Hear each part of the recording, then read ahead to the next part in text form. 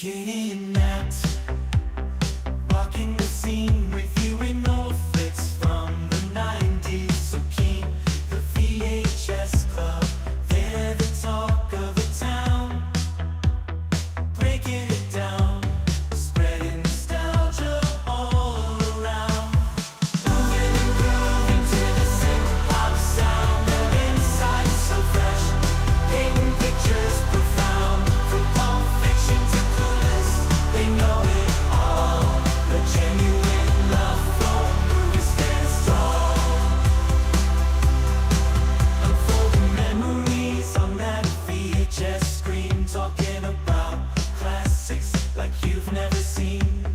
Katie with her charm, Matt with that wit. Together they make the VHS Club legit.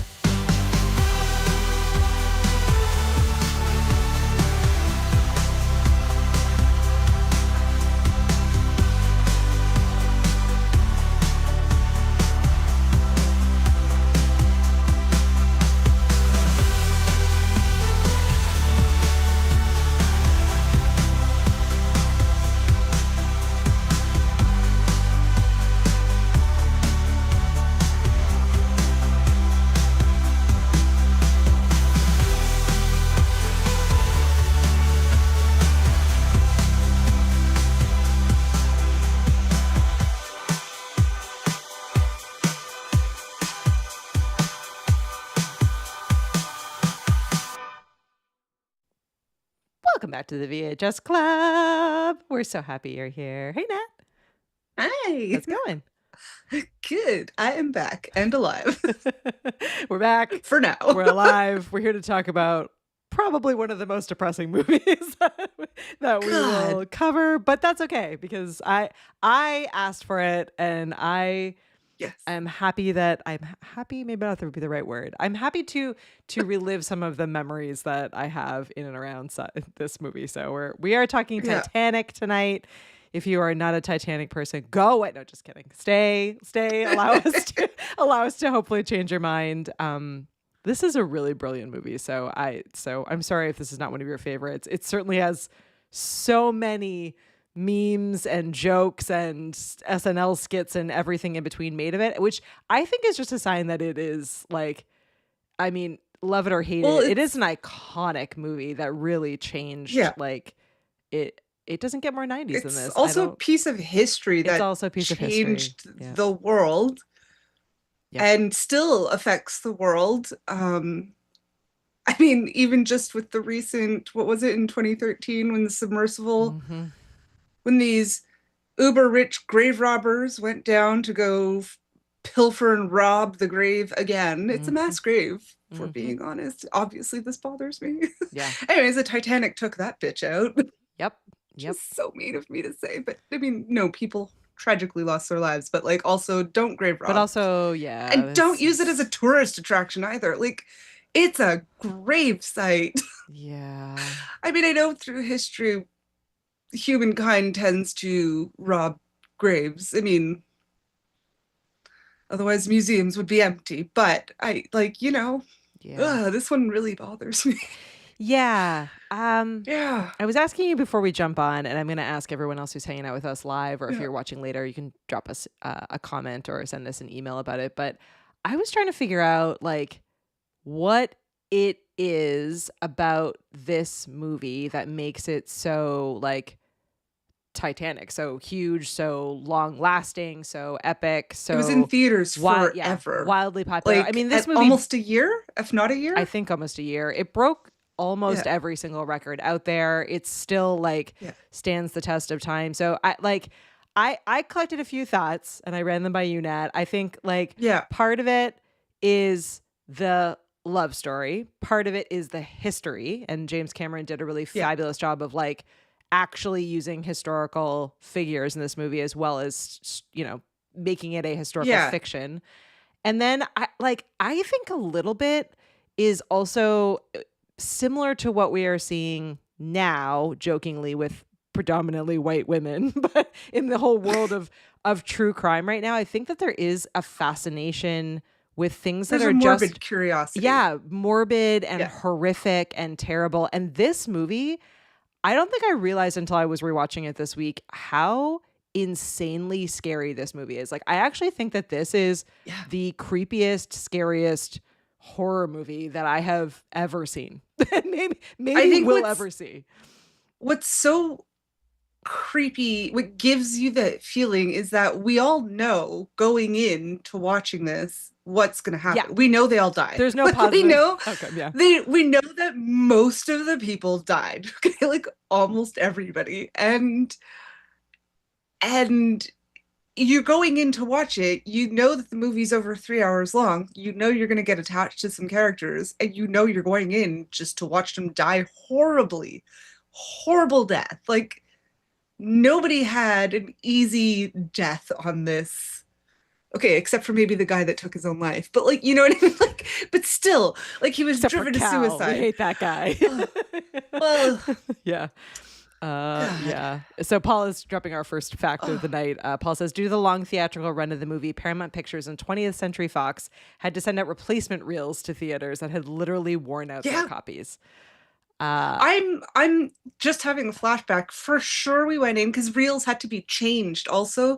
And I remember one of the many times Katie and I saw this in theaters, and I was just telling her before, I'm pretty sure we saw it like 17 times in theaters. This was a movie together. that I like vividly remember asking my parents like permission to go and see it again. Like I had like seen over it, and over again. and I was like, can I go again? Like, this really kicked off my like. I have a very obsessive personality, which I don't think I fully appreciate until I'm like in it again. And this is one of those things that definitely, like, I wanted to know, like, we were obsessed, everything about Titanic. I wanted to know, and I mean like actually like the history of like I wanted to know everything about the actual ship itself. I wanted to know how accurate it was. I wanted to know everything about Leonardo DiCaprio as a person.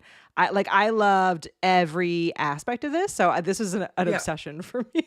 So I'm joking. So, Chance says that Rose was a villain. She could have moved over a tad to save Jack. We're going to talk about that. We're going to talk about that. And I know why she didn't, because James Cameron is mean, and he wanted to shatter girls' hearts. Yeah. He knew how to keep us going back to see it 17 times. Yep. Yeah. So I remember once one of the reels, sister 6 times, and he'll never watch it again. Yes, Mick, of course. we were there. We were the sister. we were that sister. Girl. We were right there. Yeah. But I do remember once the reel breaking down. Yeah. And I remember they had to reimburse us because they were like, the movie's dead. Back. Like, so that's how often that was the run of this movie, is that literally reels like were falling apart because they were worn down. Yeah. Yeah. I think that was the only time in my life that happened.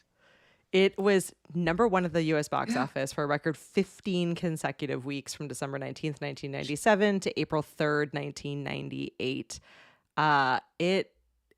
It was a wild ride in more ways than one. I think my favorite fact, and we're going to get into a whole bunch of facts in this movie, but my favorite fact, which we played in our intro, if you were watching the video, is that it actually cost more money to make this movie than it did to build the Titanic. So if you put like Titanic in like today's money, it was somewhere in the like $120 million to build that ship, which was the like most lavish, luxurious ship of all time. And yet it was over $200 million for them to make this movie, which if I remember correctly, can't even like process like how crazy that is. Go ahead. If I remember from our obsessive compulsive deep dive research that we did on this movie, James Cameron did before the internet, so library shit, okay? Like going to get books out. No, well, the internet was around. It just wasn't what it is today. It wasn't easy. You could have asked Jeeves, he didn't know. He didn't know. He wanted you to go away. James Cameron had 2 submersibles built that we saw in the movie that they used in real life to get all of this ghost footage. Like, I say ghost footage, I'm like grave walking footage. He made 12 I'm kind of angry that he made this movie. Yeah. He made 12 dives to the actual Titanic wreck before production even started, because he was that like obsessive about making sure that all the details were like as accurate as possible, which I'm with you. I kind of hate him for. Like, the obsessive I Katie kind of also loves that he was like, it needs to be accurate. And I don't care like how Yes. much money I'm going to spend. And I don't care how Yeah. many people I'm going to make cry. Like I think I posted on our social media, but I'm a huge fan of the TV show Entourage. And every time I think of Titanic, Yeah. all I can think of is there's an episode of Entourage where they're at a film festival and they run into Sundance. Yeah, they run into James Cameron and a woman comes up to him and asks him a question about Titanic, and he literally says that he made the movie to see teenage girls cry. And I just love that he has that level of sense of humor that he's willing to be like, no, that's what I did. I don't know how much that was like him just being funny. I think that was literally him just being true. him. Yeah, exactly. The sense of humor is that he was willing to be that honest. Yeah. Yeah. Yeah. Chance is there with us. Chance says in the first screening, the film broke down just as the ship went down. We got a refund. Jack says, trust me. And then we see a shot of Jack at the bow of the ship, and the screen went white. Oh no, Chance. Yeah. Jeez. That's no good. That's no good. brutal. All right. Well, I think that's kind of also when you have to switch the VHS tapes. Exactly. So the first, because it was such a long movie, it came on a box set of 2 tapes to watch this one movie. Okay. Yep. And it switches, I believe, right when they're hitting the iceberg and the captain's like, I think you're gonna get your headline. Like it's like switch tapes. Like everybody's about to die. God. Yeah. It's pretty intense. Well, let's jump in. I think everyone generally has seen this, but we know the story. You want to tackle a quick summary of the story? It's the story of Titanic. The ship gets like hit by an iceberg story. and goes down. But it's also the story of Jack and Rose. Quote unquote unsinkable ship sank because hubris. I guess. Yeah. Yeah. Like and in the movie it's interesting, they mention things like the grave robbing and how it gets a lot of flack, and then how the guy was it Bill Paxton? I think it was Bill Paxton, yeah. It was Bill Paxton. Yeah. I'm like, he looked different. He had like a pirate earring and it was just kind of epic. But yeah, very 90s.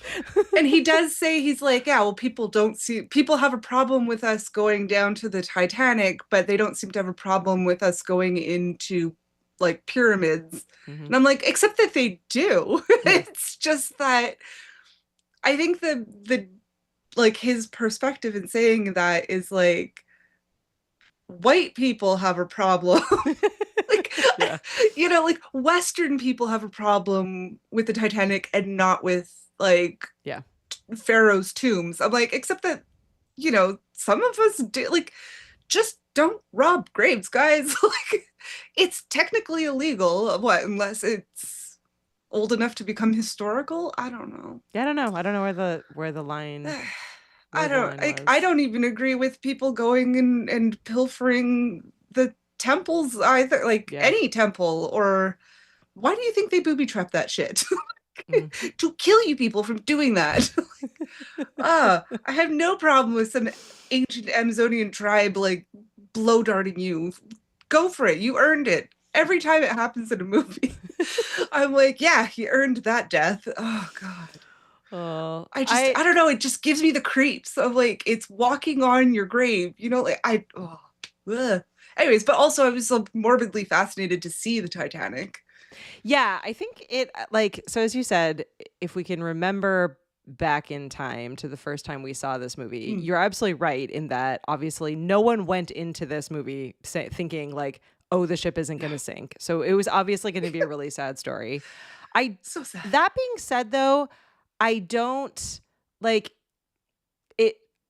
I guess like there is part of me even now in rewatching it where I'm just like, did they need to kill Jack to make this like as memorable a movie? Of course they did. I don't know. It is interesting. And part of me is like, of maybe they needed to kill him more tragically, and he needed to like, there are moments in it where I was just like expecting her fiance to come out and like shoot him and kill him in the middle of before the ship goes down, which maybe would have been worse.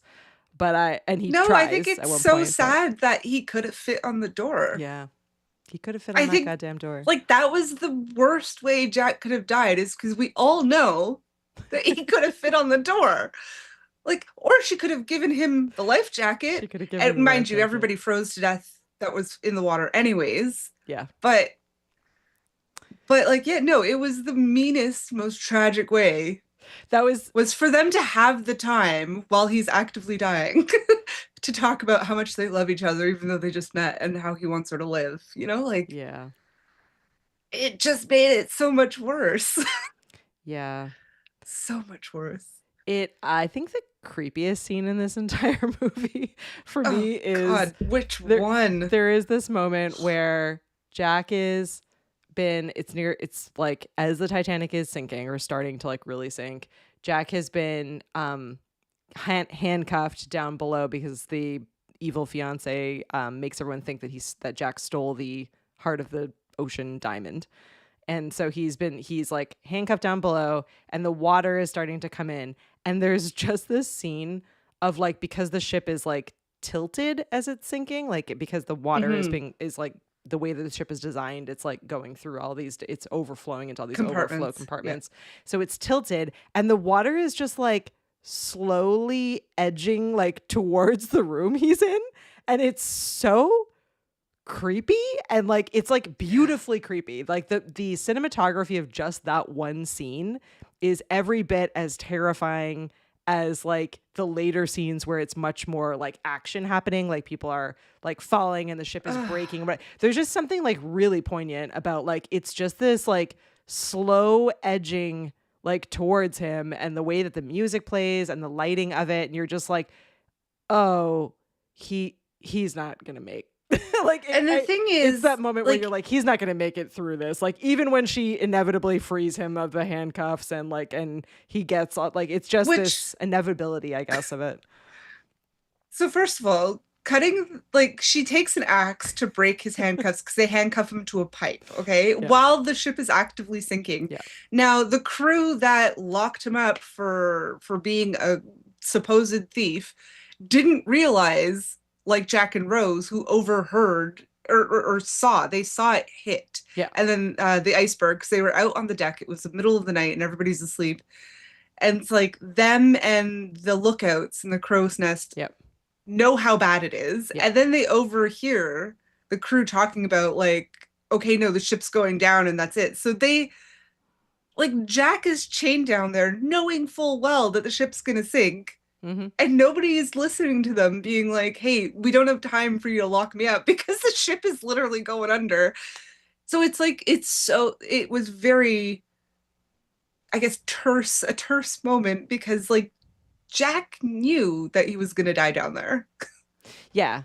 He knows. Like, he had no other expectation. Like. Yeah. Yeah. He knows almost from the like very start that it's all cursed from the very beginning, right? So like everything about it is cursed. There's like he just like by luck and chance ends up on this ship, not knowing obviously that it's this, no one knows that it's this cursed ship. But he's poor, so he has like absolutely no business even like being anywhere near her. It's only because of her like absolute desperation that they even meet. So it's an entirely Romeo and Juliet situation where like she's already engaged, she's wealthy and trying to save her family, so she has no options.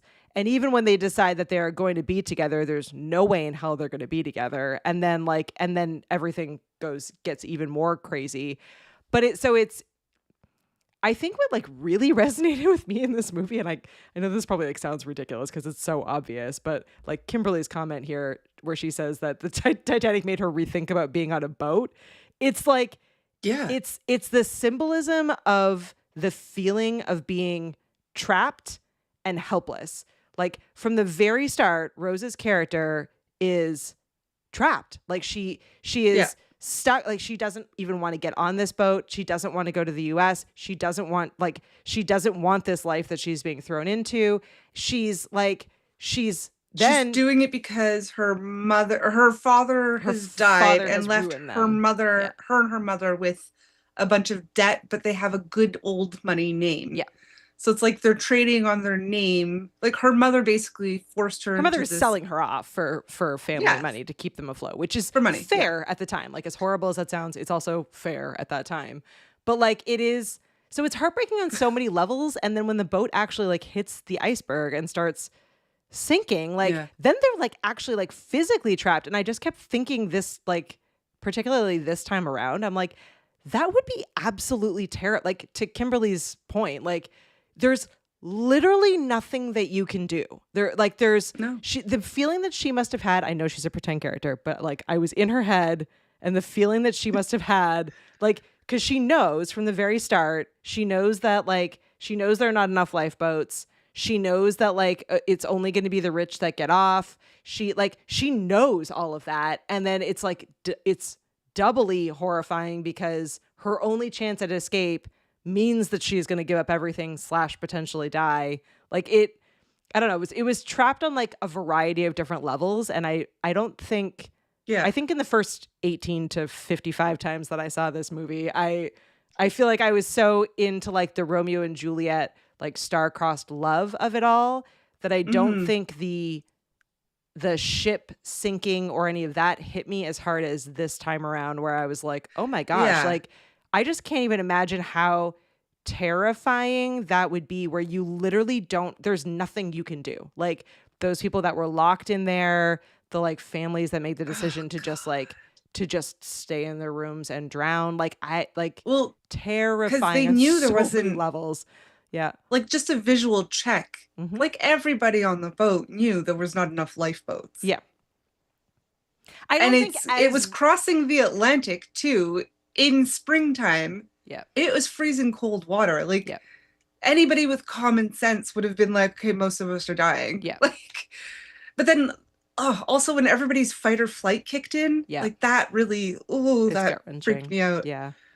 Yeah. It's like just, it bothers the classism, like Yeah. the classist thing really bothered me so much, because like they knew there was going to be a panic, and they knew fight or flight would kick in, and so they decide to lock people in the lower decks, like to lock people in steering, to mass murder them, like not even give them a chance to try and like float on a piece of debris. Like, you were locking them in there just so it would be easier for certain people to get off. Yeah.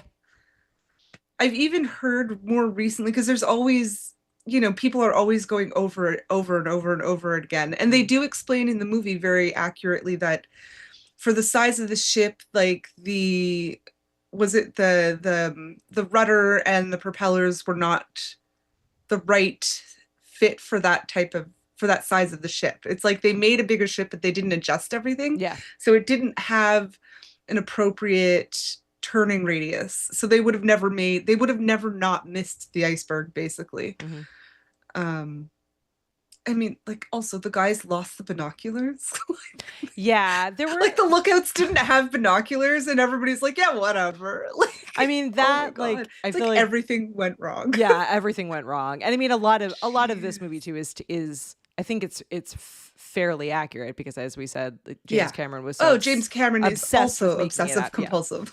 But I do think like moments like that were taking liberty in telling the best possible story, right? So it's like, like, it's the hubris of it all, and the like, no one was super paying attention. No one thought it would sink. And then it's so, again, like, heartbreaking how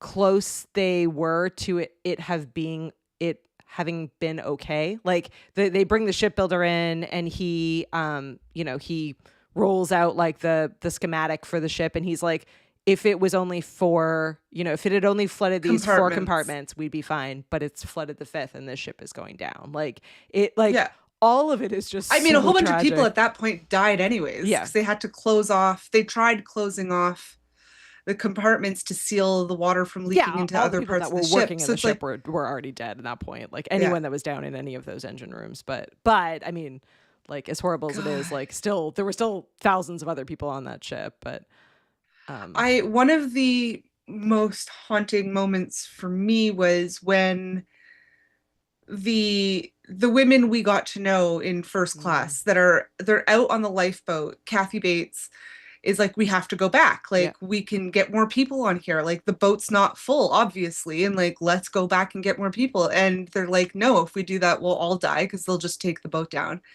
And that's true. Yeah. And that probably did save their lives. And then what the other captain did later, where he like tied the boats together, shuffled a bunch of people off, and then went out to go look for more people. Yeah. Was the it's right like, if they had move. done that faster, it would have saved more lives. Yeah.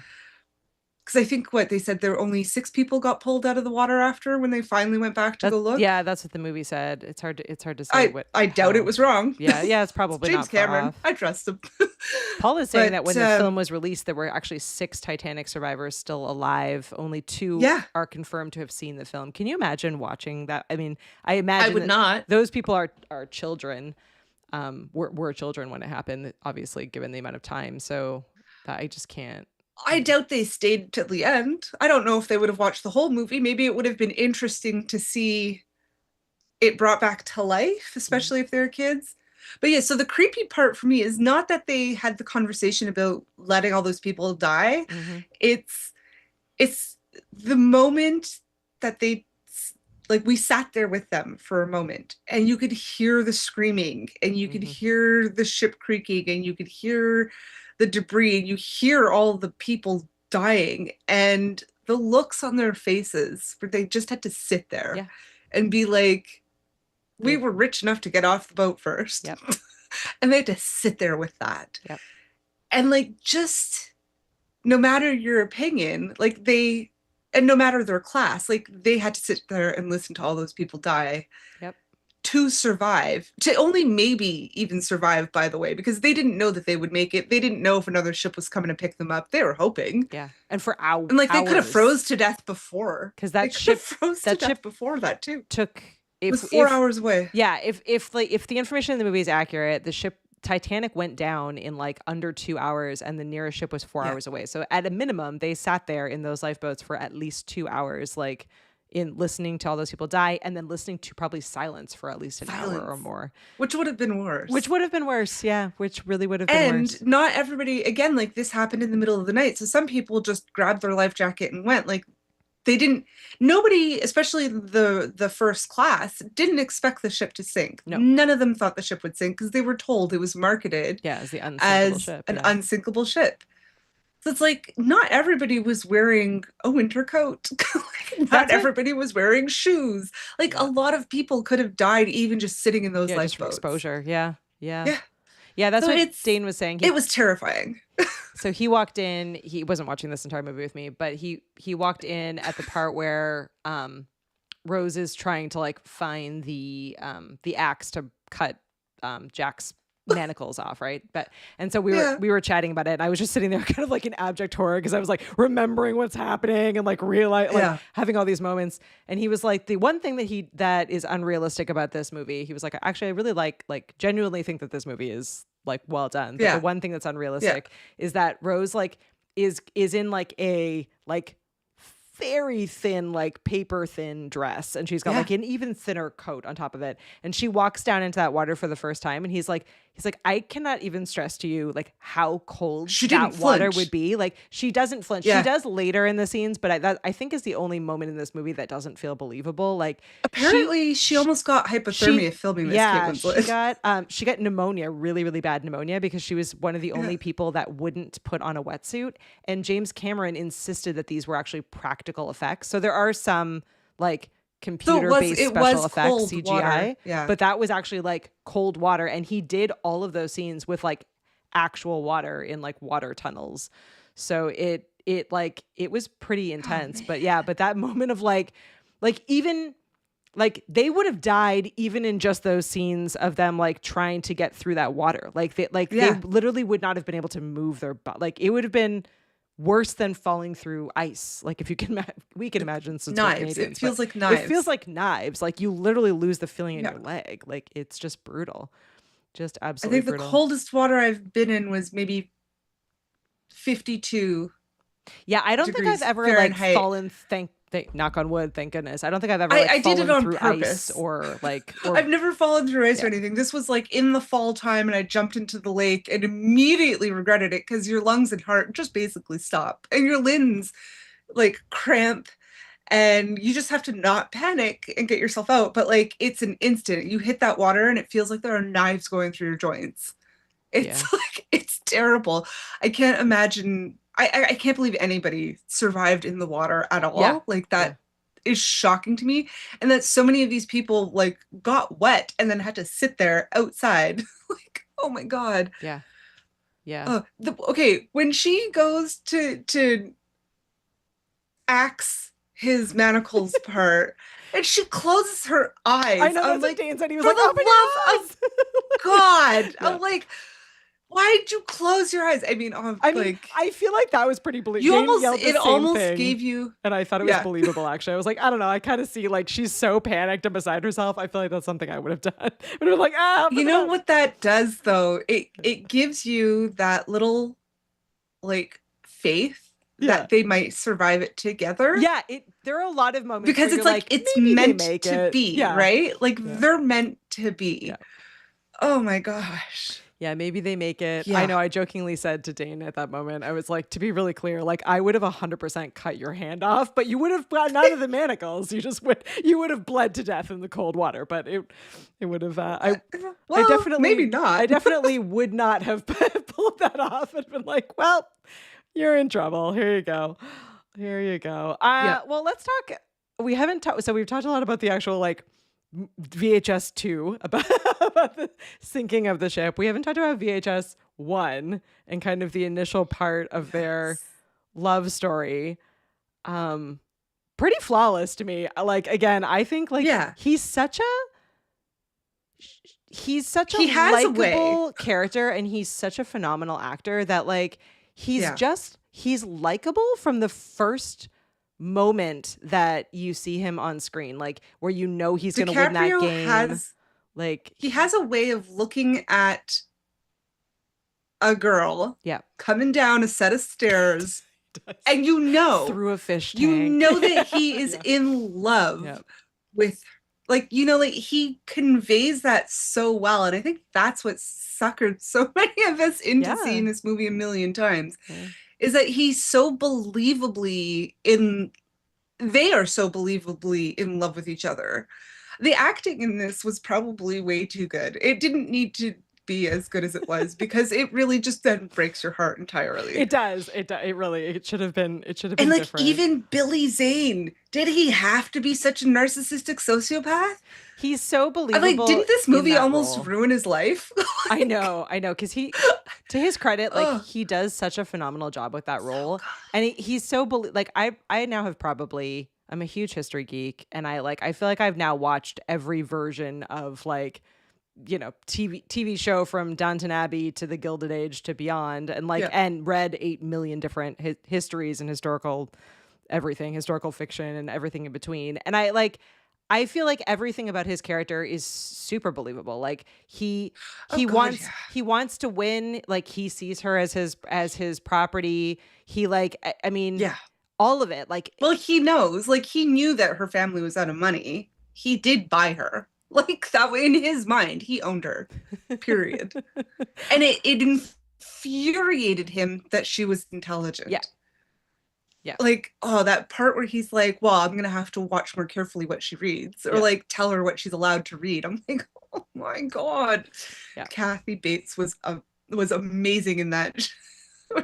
Where she's like, are you sure you have control over her? She's great even in like immediately identifying, like her role as kind of the new money character is phenomenal. And her seeing Jack and knowing that like he's going to need a suit, like giving him a helping hand to not feel humiliated after he saved her life. But all of that is again, like just so well done. Like he's so patient with her as he sees her at this absolute worst moment of her life. She's literally trying to kill herself. She's that beside herself. And then he's about to be arrested and like things are really bad and he does not say anything. It looks like he's bad. Fully attacking her and sexually assaulting her and everything in between, and was poor and she was rich, so it's bad on every conceivable level. And yet like he doesn't say a thing until she says something. Like he is just there to be dragged off, like, and which is crazy because he just met her seconds ago, and like he carries the way that he is an actor but it was carries love that at first is sight, Katie. I know, which is great love at first sight, which is great for the story. But I just think like he as an actor carries that really well. Like that, none of those scenes would have been that. And I should not say, I also equally love Kate Winslet in this. Like obsessed. I think she is preposterously beautiful, and I think she literally looks like a painting throughout this entire movie. Like every outfit, her makeup, like all of it. Just what still drives me crazy to this day is that back then when the movie came out, the tabloids always painted her as fat. Yeah, which she's so skinny. like what do you mean she's fat? She's like almost not even like, she's below like a normal weight. Like, and the tabloids were like, she's fat. Like, well, Chance feels differently, not about Rose's weight, but Chance is Team Cal, so that's fair. You're allowed to have that. I think that's a fair response. Billy Zane is phenomenal, and like I mean, he was abusive. He is. I didn't quite like that. His character is abusive. I love Billy Zane. I did have a moment. No, Billy Zane's beautiful. I was like, how could he be so evil but so pretty at the same time? I always was very conflicted about Cal. Winslet still looks good, 100%. I did have this moment, she's so gorgeous, Chance, where I did believe and felt. So I am ride or die Jack, but that's fine. We can still be friends. Mm-hmm. I did have a moment at the end of the movie where she gets saved. Jack has passed away, and she's on like the boat, and she tells the crew member of the ship that saves them that her name is Rose Dawson, so she takes Jack's name, and she avoids like Cal finding her on that ship. And I was like, this is really beautiful. And then I was like, she would have died though. Like she had no money whatsoever and no family and no and she didn't sell that necklace. So like I would have sold the necklace. I would have sold the necklace. Like it is interesting to but she hustled and she learned that from Jack. Like she knew. I guess. All right. I can she could have won it in a card game. I feel like she would have been in huge problem. Like she would have been in very big trouble. Like she had literally not even the $10 to her name, and she had no support system whatsoever. She was a woman in the 1920s, right before the Great Depression. She became an actress. Yeah. She became an actress. She made it big. Yeah. All right. Fine. I don't know. I feel like she would have hustled. She was also extremely intelligent. Yeah. Like she's smart for any era, right? Yeah. Like she's just super intelligent. And I think she just would have used that to her advantage. And she knew she couldn't go back to him. Yeah. She knew she couldn't go back to her mother. Oh, no, I'm happy that she didn't. But I was just like, it's really nice that she's got like all these photos as like a 90 whatever something year old woman at the end. But I'm like, I don't know.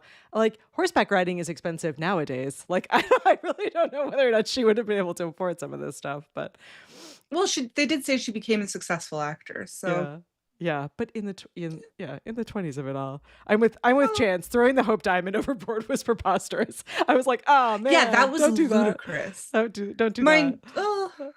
It wasn't. No, I would have sold it. Yeah, I would have sold it. But I guess if she had sold the diamond, but technically there was whole proprietary issues over it, and like they also would have identified Cal's her. Existing family. Yeah. Like did Cal's existing family technically still owns it, right? Yep. Like she would have had to black market it, and it could have got her arrested. And you know what, throwing it overboard, I mean, she clearly didn't need it. It was a little vindictive, and I like the vindictiveness of it all. Yeah, I know. Exactly. Gosh. Okay, so for me, one thing that stood out, and I was telling Katie this when we were watching it, I was like, the stupid band playing while everything is going down. But then there's this moment where they're like, okay, like we're going to try and make it to a lifeboat. Like it was a pleasure playing with you and blah, blah, blah. And then that violinist stays because, you know, he knows that like they see what's going on around them. Like Yeah. he knows he's not getting on a boat and he stays, and then the others come back, and I was just like, ugh, cry. I mean, they were all men, so they were not getting off that getting off that ship. They were not rich men. They were like, and they were not working first class. Men. They weren't first class. Yeah.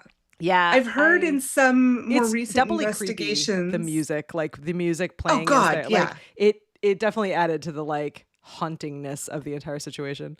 Yeah. Especially when they decided to not play upbeat. Well, actually, the upbeat music was almost deranged. That was actually worse. That felt worse. It was demented. Like, people are literally being shot for trying to get onto lifeboats, and they're just playing this, like, upbeat, jaunty tune in the background. It's like, jeez. Oh. Yeah, I've heard that. So there's always been a lot of speculation how many people actually have died on the Titanic. And I mean, in the movie, they say 1,500, and I think most historians are comfortable saying it's approximately 1,500 people that died. But there have been more recent investigations that say some of the crew were like, a lot of crew was sort of under the table and not registered necessarily. Yeah, that makes sense. And there's always stowaways on these type of ships that end up becoming crew. And so it could have been up towards 2,000 people that have passed. Yeah.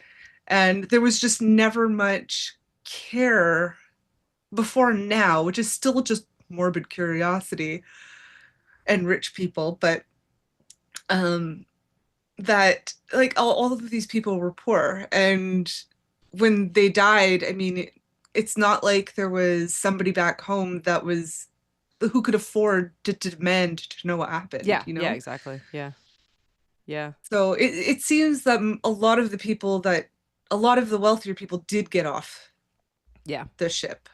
Yeah, more or less. There was definitely a list of some fairly influential, really wealthy people that didn't make it off for one reason or another. But you're right. Some chose to make sure that some of the poor women and children can exactly. get off. Some were trying to be moderately respectful of the fact that they were trying initially to get women and children off first. Yeah. Unlike Cal's character that just kidnapped a child to get off the ship. But dear God. And then as soon as he gets off, he's like, "Here, I don't want it. I don't want this kid." Yeah, the poor kid. Oh my gosh. I mean, like, he was rich enough; he could have adopted that kid. Like, he could have set them up. No, nothing. All right, so there are a couple of Jack and Rose scenes, and so do these scenes hold up to you? Are they still your favorite? There's the King of the World, and then the later I'm flying with the two of them, and then there's those are pretty cheese, pretty cheese, kind of fromage, easy to make fun of. And they did, but like even then. Yeah. Like for me, I was like, no, that's okay. Whatever, that happened. I also I don't know if it was cheese for me even then, but I definitely had a moment watching it this time around where when he's with his friend and they are at the beginning of the movie and he says, "I'm the king of the world," which like everyone makes fun of. I was like, how did he get there though? Because isn't that like he has like the lowest possible ticket on the ship? Like, how did he get to like where that is? It feels like it's like it was not top... the upper deck. I guess it wasn't like the upper deck, but it's still like it was. Yeah. It wasn't like the. Well, I mean, they couldn't trap people. I guess below deck. Like, I'm sure as much as possible they kept the lower class away from the upper class, but you can't trap people because of things like lice and scurvy. And like how at the beginning of the movie they did like a health check, which I thought super ironic. I'm like, they don't do that now. I know, now they just call them floating coffins. But like, still health check us. Yeah, they should still help. Like, you're trapped in a small space with a shared ventilation system for whatever your week vacation is or longer. I'm like, part of you paying that much money to go on a cruise nowadays should guarantee that some idiot's not going to walk on the ship with a deadly virus. You know, like, I feel like that should be in the cost, but whatever. That's not the world we live in. So I'm with you. Ironic. It was the world we lived in. So I'm with you on the cheesiness of the King of Yeah, the World and I'm Flying. What about the Draw Me Like One of Your French Girls, Jack? that's still good. Yeah. I love that. Draw me. I like the preamble to that. I like that. I want you to draw me wearing this, and he's like, okay. She's like, only this, Only and like the this. look of Yeah. slight panic on his face. I was like, I love that. That was really cute. That That was a good scene. scene between the two of them, and Paul had posted a fact earlier about this that I should pull up because it's hilarious. Paul says, after finding out that she had to be naked in front of Leonardo DiCaprio, Kate Winslet decided to break the ice, and when they first met, she flashed him, which I think again is wonderful. Kate Winslet Yes, that forever. works. But there's something about the intimacy of that scene that is actually like much more interesting and poignant than their actual sex scene, which is like kind of boring and not necessarily like that one I find cheesy, where they're in the car and they have They the didn't really. hand dragging down. Like Yeah. that's kind of ridiculous to me. But I love, like you said, that preamble between them, and then I love where she's like clearly feeling like a little not weird about it, but like uncomfortable and like nervous as to like how she should be, and so she's trying to joke with him, and he like his comments back, like their facial reactions in that and the close-up Yeah. of that like is just beautifully acted. Like the two of them, like you can tell that like they're trying to calm each other down in real life as well as the characters, and like And it's something like that would have taken a long time. So it's like they had hours to just. Yeah. It seems like what we get is like just a couple minutes, Yeah. but like they obviously spent a lot of time, like one-on-one time together, which would have been rare Yeah. for the time period. Yeah. So it's really like it made it believable that they did fall in love in the couple of days. Yeah. Yeah. Yeah. I liked that as a connection point, and I did like the car scene because it had the whole like they were being chased, which also like this crew is like basically chasing them down with guns. I'm like, how much money did Cal give these people to actually even give a shit?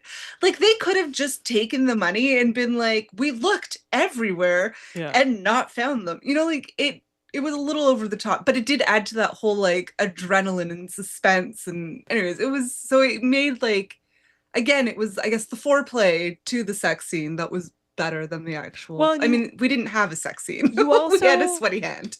almost forget for a few moments that they're on the Titanic and everything is about to go to shit. So it's like it is kind of like it is a moment where you're like, oh, like it's so nice. Like she finally gets this level of freedom, and she's like, and I love the letter that she like tucks into the safe afterwards, where it's like, you know, like it's very kind of She left him the diamond in a picture of herself naked. Yeah, the very like screw Such you a good moment. F you. It's so she's so kind of bold and unwilling to go gently into the situation, and I really do love that about her character, and I think she plays it really beautifully. But I'm with you. I like the chase scene. I don't mind the sex scene. I just don't think it's as Well, I mean, there wasn't really. They didn't show anything. It's not like as powerful or as interesting as the drawing scene. And it like, didn't need it. And it didn't. It didn't need it. I don't think it needed it. Yeah. I did look up because we talked. You weren't in this episode, Nat, but in the mannequin episode.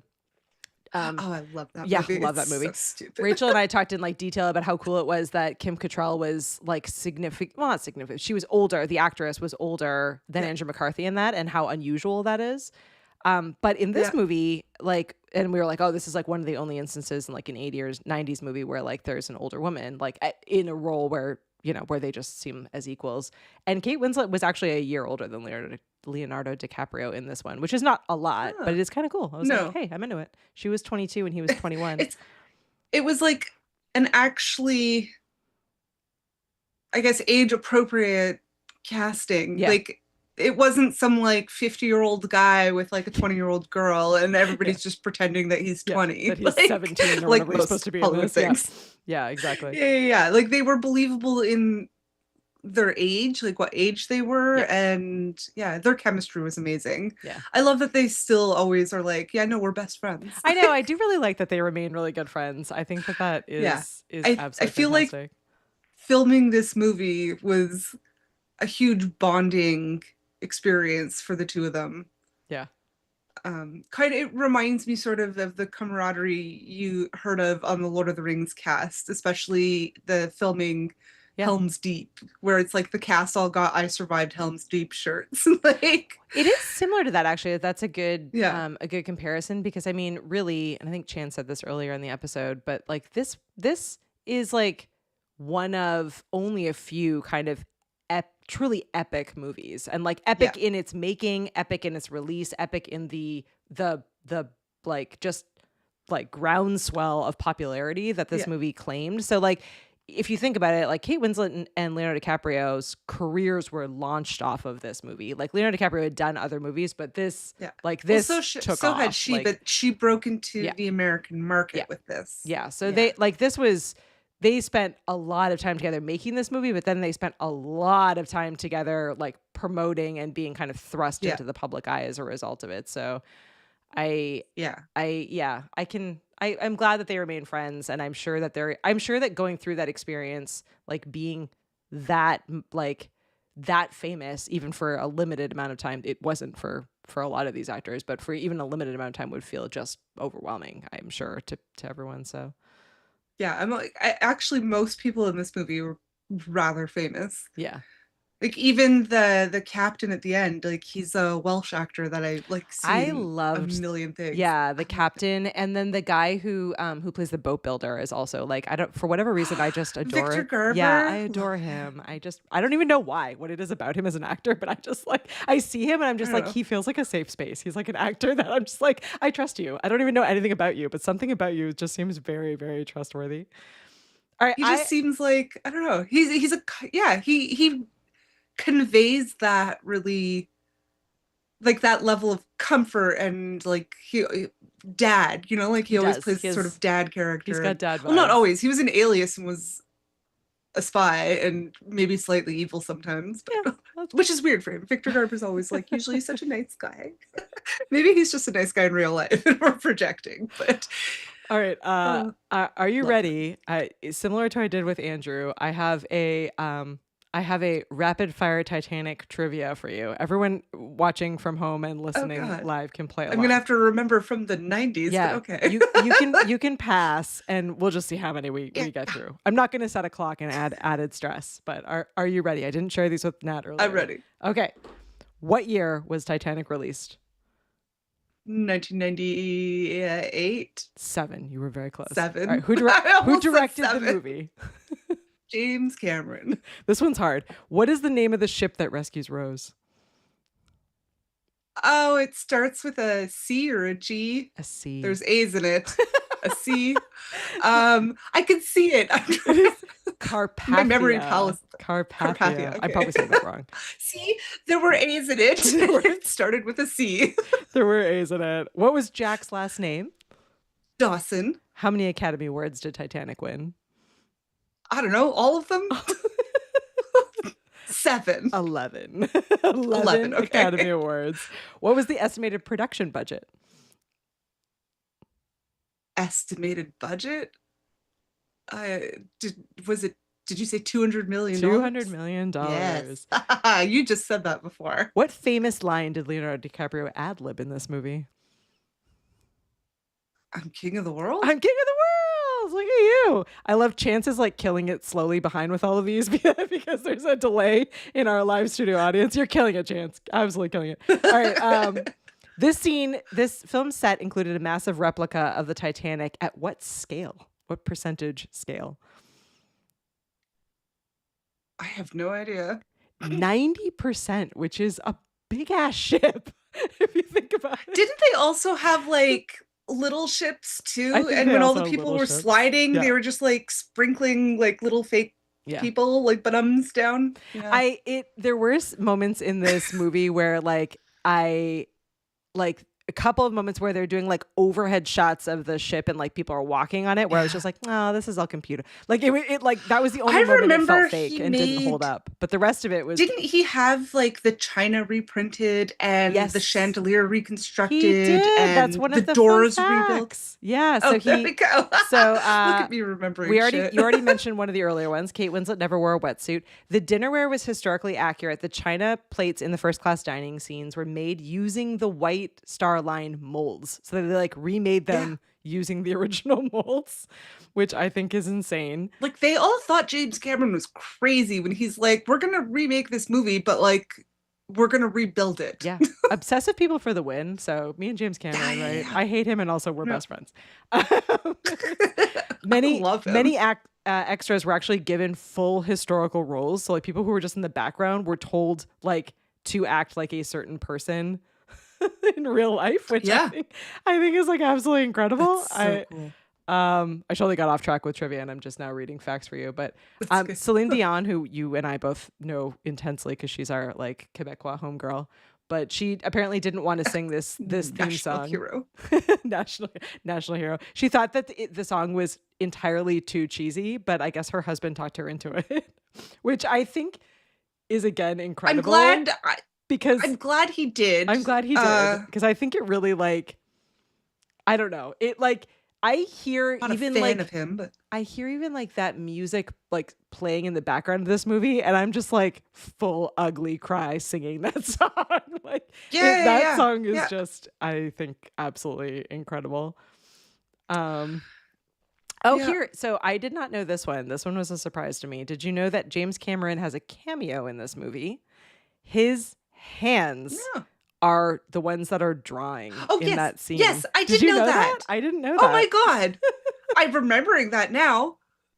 That's true. All right. And it's funny because I was like, I know that it's somebody's famous who drew it, and I couldn't remember who, so I didn't mention it because it's like I couldn't remember. Oh, that's so funny. Well, Wow. Val is giving you props for it. All right, let's see. She says you're really good at this. All right, a couple more questions, and then we're going to talk about the door because we have door things to talk about.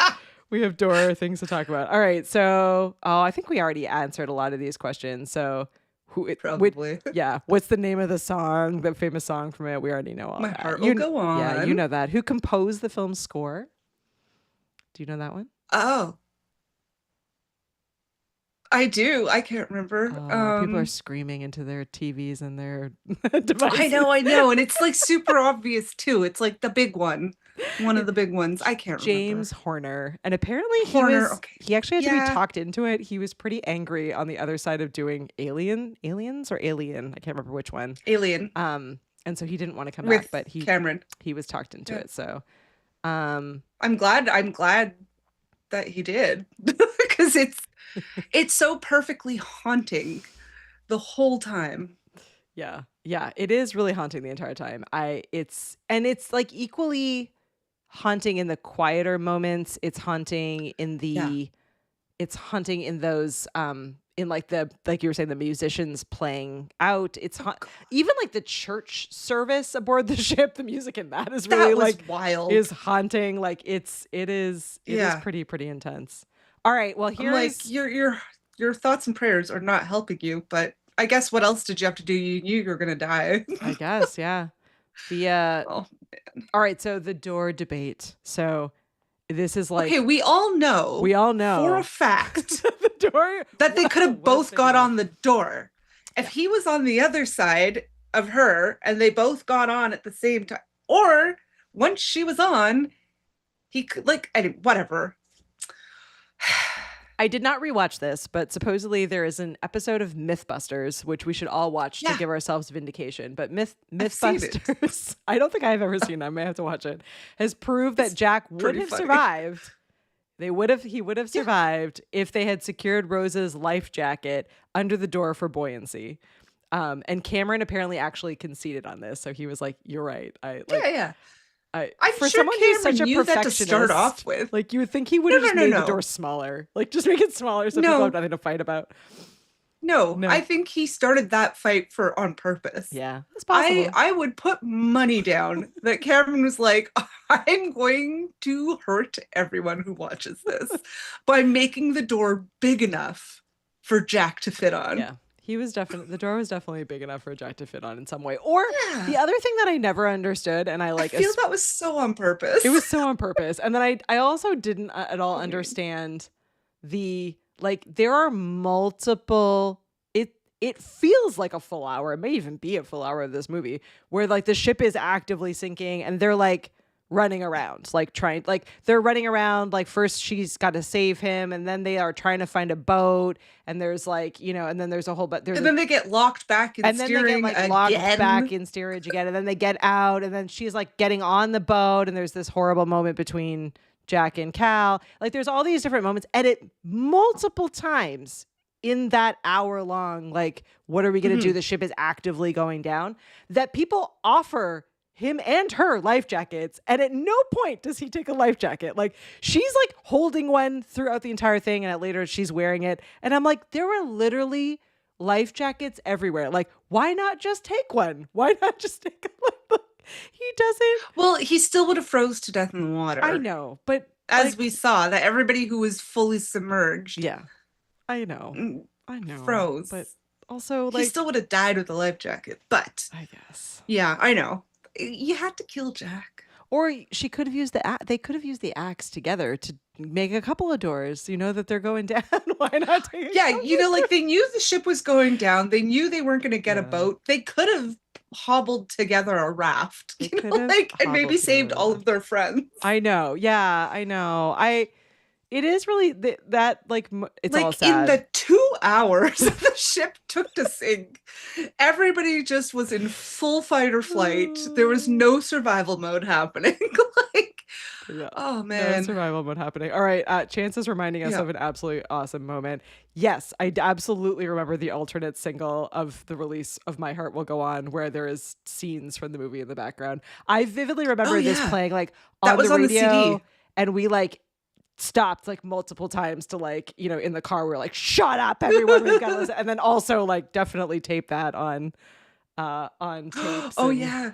We used to make our own mixtapes off of the radio play songs. Yeah.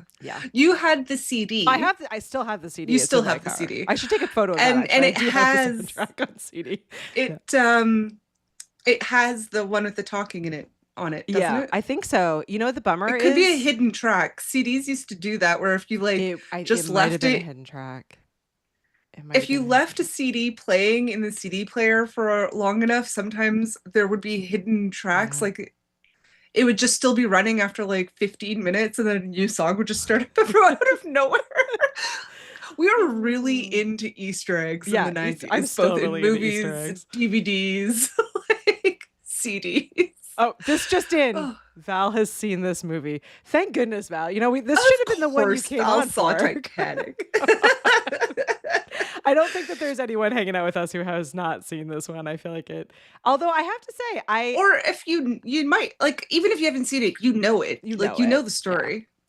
I mean, everyone knows so Katie was telling me earlier that, Katie being you, you were telling me earlier that you were in Halifax. So you went to the official, like the real Titanic memorial. Yep. And there is actually a Jack Dawson that was on the manifest. Not in the manifest. So my poor, in the graveyard. My poor husband. So when we were in Halifax, he was like, "What would you like to do?" And I was like, "I would like to go to the Titanic Museum." He was like, "Okay, weird move, bro, but all right, let's do." So we went to the Titanic. Knows you're going to every historical site, no matter where you are. So we went to the Titanic Museum, and I wandered all around and took 8,000 photos. I'll try to find some I can share. But then, and then I was like, also, we should go to the graveyard because a whole bunch of the bodies were recovered, and like, there are a number of Titanic victims that are buried in one of the cemeteries in Halifax. And so walking through the cemetery, this makes me sound like a terrible person. Walking through the cemetery, I was like looking at all the different gravestones, it's like horrifically sad, obviously, especially on the other side of going to the museum. But there was actually a like Titanic victim gravestone of someone named Jack Dawson, and I was like, I wonder if Cameron like knew that, or if he was like, if that name was on a manifest, so that was why he chose that name, or what. But it was a moment where I was just like, I need to take a photo of this, and Dane was like, a little creepy, but I did it anyway. So I will find it. It to post and be really crazy about. Josh is saying that he's also got the soundtrack on CD.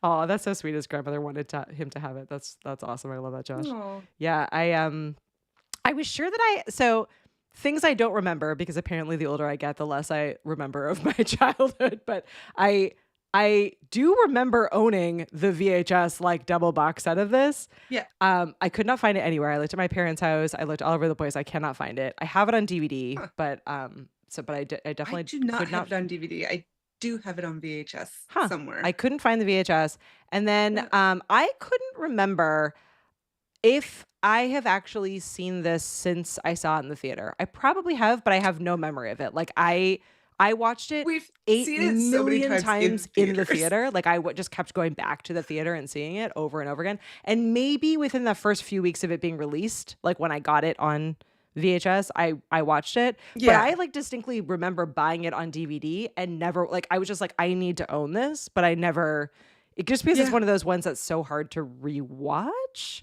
because it's just so It is. sad that I don't think I ever I wanted to own it and collect it, but I don't remember other than this week actually like sitting down and intentionally rewatching this. So It's pretty grim, to be thank fair. you for going It's a on this pretty journey grim. with me. We're only watching comedies from here on out for the rest of the year.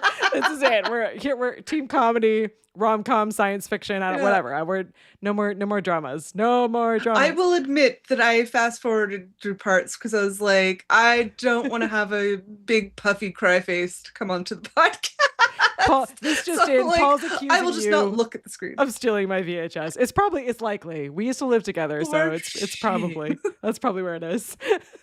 You know, to be honest, when we were living together, we had two of every We movie. did have two of every It movie, was so kind of we crazy. did. We were planning ahead. We were like, at some point, we're not going to live together. We need to own individual copies of this.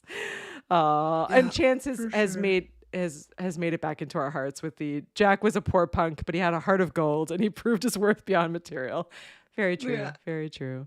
Well, we've gone past the hour. So thank you so much for everyone hanging out with us today. This is the time of the show where we drop in our movie ratings. So if you're watching with us live, thank you so much for being here. Feel free to drop in your ships. What else? We can rate obviously in potatoes. You can rate in stars.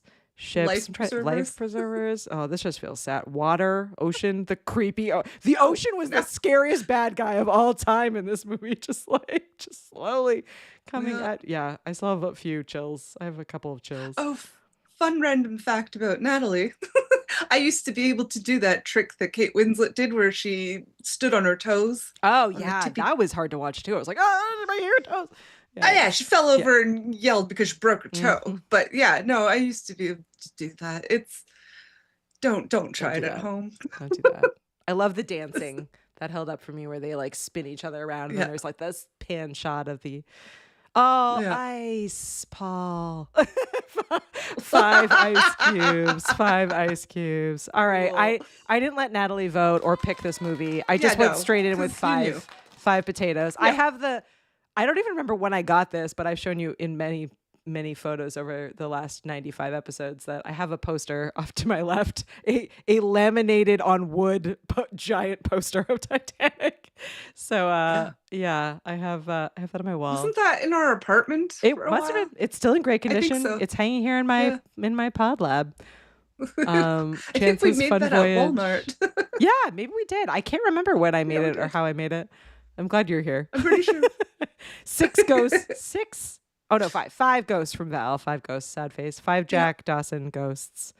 Poor Jack. The one moment so the additional moment that I do think, like, in addition to the battle over the whether or not he could have fit on the door, I do think it's somewhat. I feel a little bit, a very tiny bit, sad for Rose's like husband and family because the second she dies, she's just like back on the Titanic with the love of her life. I'm like, oh, what about like her husband that was there for her these entire like her whole life through? I don't know. I was sad. I felt sad about that.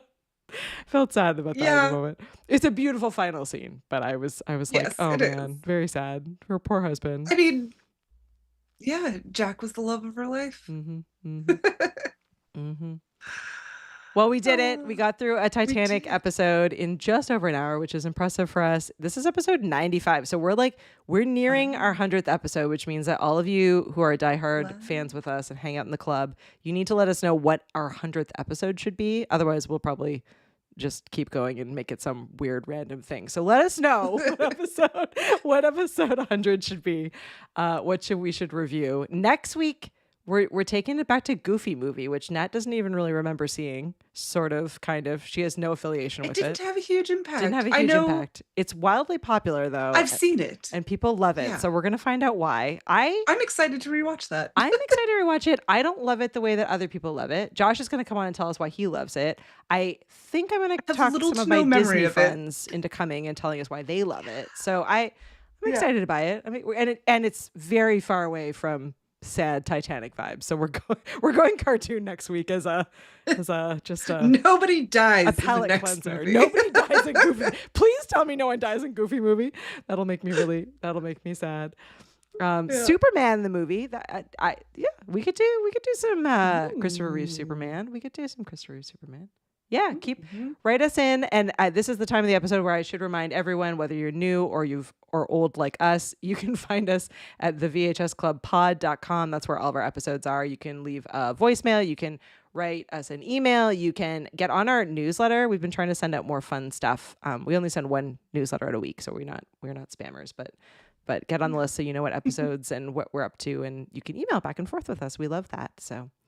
We're with you, Chance. We cried in this entire movie. We made it through without crying in the review, though. So we're doing well. And that's why we will never do My Girl. Never. Or I rewatched that, and I'm never doing that or one. The Never-Ending Story. Or The Never-Ending Story. Those three, we'll give you what we think in writing on like our Facebook page. We're not doing any kind of review on that one. We're sorry if those are your. Yeah. Oh my gosh. Well, we will see you next week for Goofy movie. And then beyond that, we're down. Well, that'll be 96. And then we'll only have a few more episodes before 100. So thanks for being there with us for the whole, or most of, for many of you, the full 100, which is exciting. Yay. That's very exciting. We will see have a good night, you next time. Bye, everyone. Katie and Nat, walking the scene with